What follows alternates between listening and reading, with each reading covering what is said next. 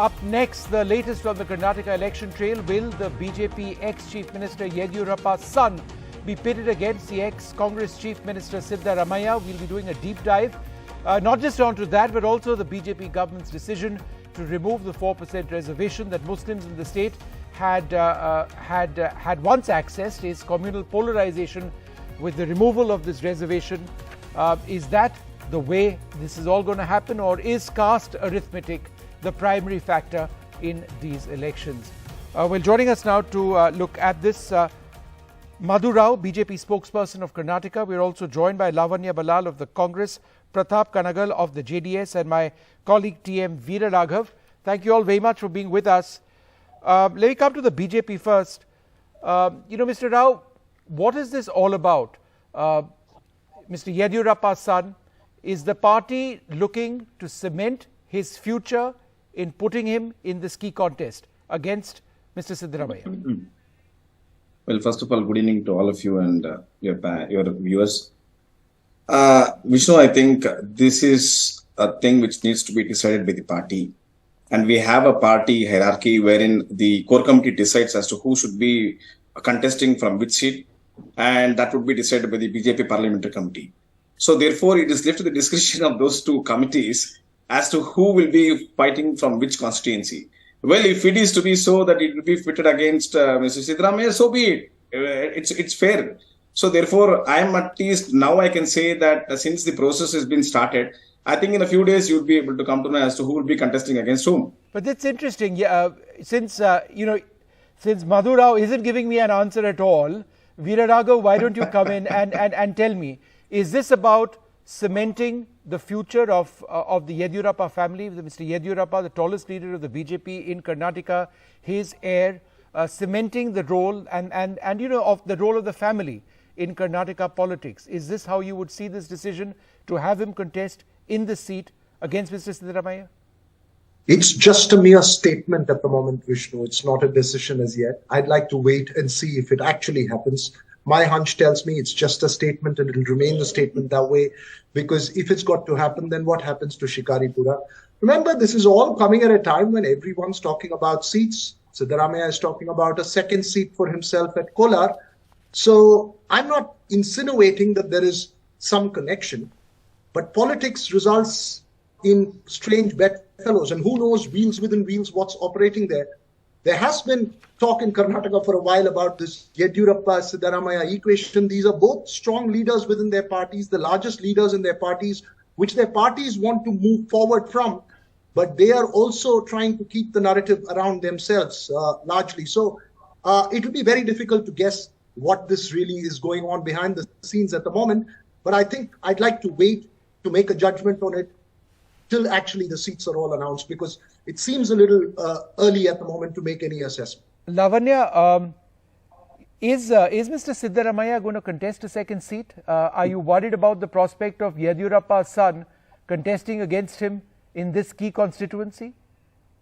Absolutely not. We are not worried about who is going to be contesting against Mr. Siddaramaiah in either of the constituencies. Yes, Siddaramaiah ji is very keen on contesting from two constituencies this time as well. So he might contest in Kolar as well. That decision has not been taken by the High Command as of yet. And neither has the election committee of Congress commented about it. But yes, he'll be contesting from Varuna, and we do not really focus on who his opposition party candidates are going to be. Oh, come on. That's the basis on how you do your calculations in every seat. Every party does. No, Vishnu, it doesn't matter to us if it is Mr. Yediyurappa ji's son there, because like Veera Raghav was saying. And your next sentence is going to be, you're going to win anyway, right? Yes, we will win that constituency.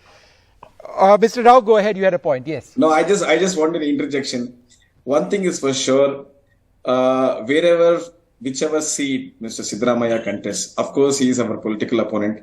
We will ensure that he will be defeated, be it Kolar, be it Varuna, wherever he is. In fact, I must say that he went all around the state in order to find a seat.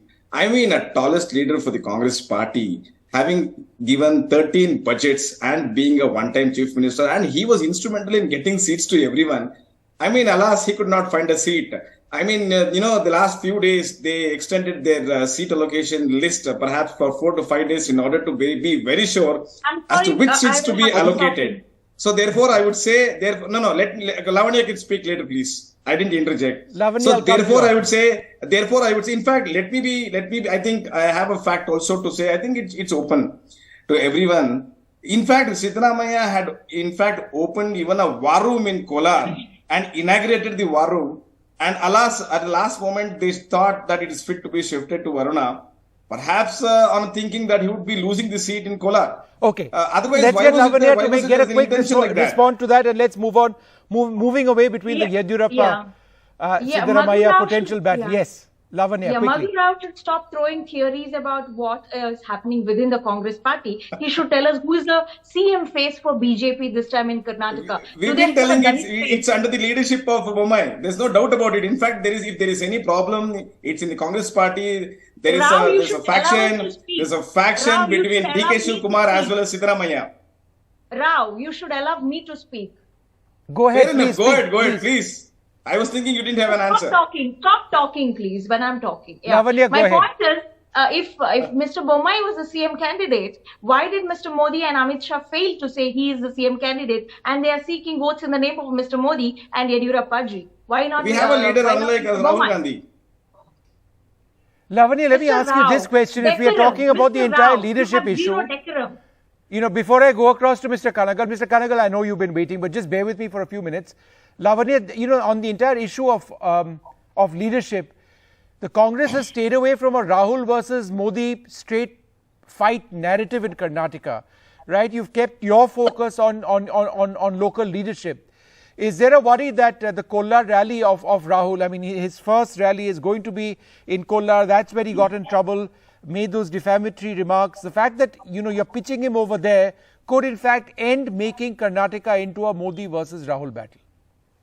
Well, Vishnu, we are never bothered about making it about two national leaders, because Congress has never fought an election in Karnataka, especially by making it a Modi versus Rahul Gandhi. If you look at BJP, the BJP has said last time also in 2018, you should vote for Modi. And this time around, they're once again saying, please vote for Modi. You have to understand, citizens are very aware, Vishnu, that they cannot vote for Modi and expect their infrastructure development in the state. They're very aware of that. And that's a major grouse people have right now, especially in the backdrop of the BJP party president saying focus on love jihad and not on infrastructure issues in the state. So we will never make it into a national leader versus national leader. We know our local leaders are very important in the policy making decisions of Karnataka. But is it also perhaps a recognition that if it's a national leader versus national leader, then Rahul Gandhi would really be stretched in taking on Narendra Modi? Is that a worry for the Congress?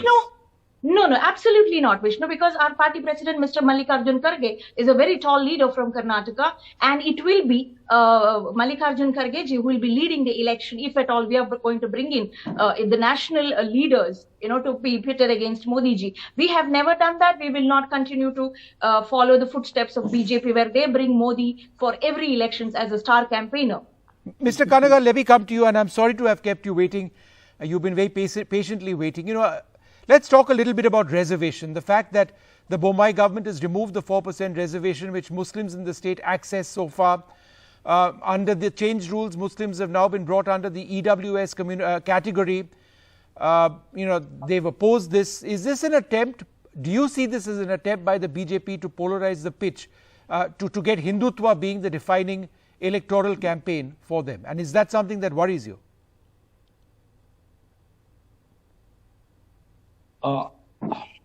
See, basically, they had BJP has been in power for last 3.5 years in state, but in the last 3.5 years, they never ever tried to do all these things in terms of reservations. They now in the issue of reservation, just before a week. Before the week of election announcement, they got into this. Not only just this, but even other section also, knowing the fact that they will not going to come back to power, or neither they have to do. They have to execute this. So they have done this purposefully to consolidate, get some votes of Vakaligas and Lingaites which are going away from BJP. That's the reason they have done this. In few months back, last few months, if you are aware, BJP tried to do some disturb, like communal disturb in Mandya, especially bringing two fictional characters called Uri Goda and Nanjay Goda, who killed Tipu Sultan, so that they wanted to fit Wakaligas and Muslims, and polarize the voters and get a benefit out of it. When that thing is miserably failed, and it's been called out by our Wakaliga Nirmalananda Swamiji, then everything gone. Everything failed. BJP's plan was failed. Now they have come up with an alternate plan to attract Wakaligas and Wakaligas Sure. especially. So I don't think so. Wakaligas will fall prey for this attempt. Veeraraghav, the new reservation policy, it's been welcomed by Lingayats. Perhaps that's who the BJP was targeting. It's also been welcomed, I'm told, by a section of Dalits. It's drawn the ire, obviously, of the Muslim community, but also the Wakaliga and Banjara communities. There have been protests which have been staged in, I think it was on the 26th to the 27th of this month. At one level, in as much as they've tried to reach out to the Lingayat community, do you believe that this is a strategy which may be backfiring for the BJP if their goal is to try and expand their vote bank? Well, I'm not sure. I think that was primarily a last-minute attempt to try and create a narrative that can be potentially different.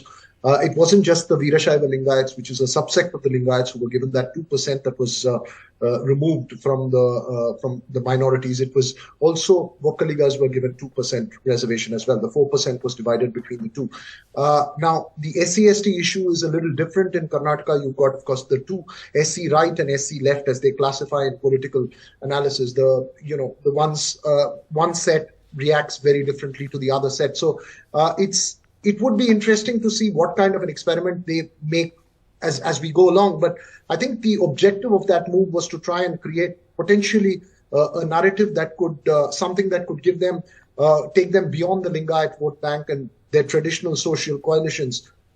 As we discussed last evening as well, Vishnu, the question of whether Hindutva can overpower these social coalitions and caste arithmetic that Karnataka has dominated would depend on how powerful the BJP can create that narrative, and also the need for a leader who can take such a narrative forward. And I don't think at the moment they've got that.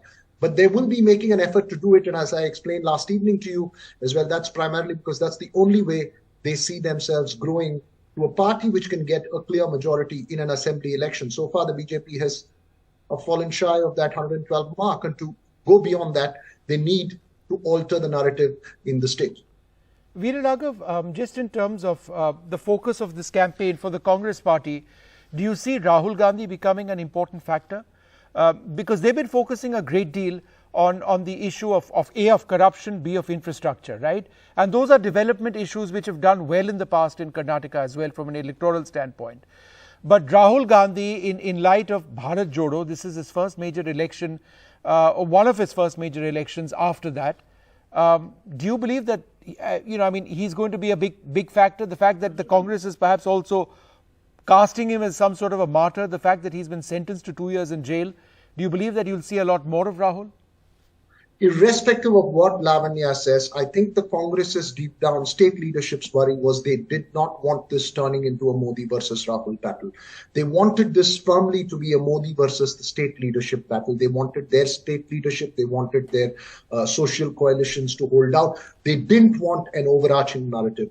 Now that he's going to go on a campaign at Kolar, one needs to wait and see. I think from the Congress's point of view, it works best for them to keep it a local narrative. But the BJP, as we've seen from the Prime Minister's speeches and other campaign points, have been baiting the Congress into a Rahul versus Modi kind of battle. It will be interesting to watch that out. For the moment, I don't think the Congress would want that to happen. But sometimes you're not in control of the narratives. And I'm not sure how that will play out. Mr. Rao, the other narrative is that of corruption, even of late of Mr. Virupakshappa, the fact that those raids took place, he was denied the bail that he'd initially wanted. So, Mr. Rao, is that something the BJP is perhaps most worried about? That this entire narrative as far as, corruption and a lack of governance. Those are the two issues which the JDS and Congress are focusing on. Fair enough. Vishnu, just give me a minute and a half to explain both the scenarios. One is reservation and with regard to the corruption.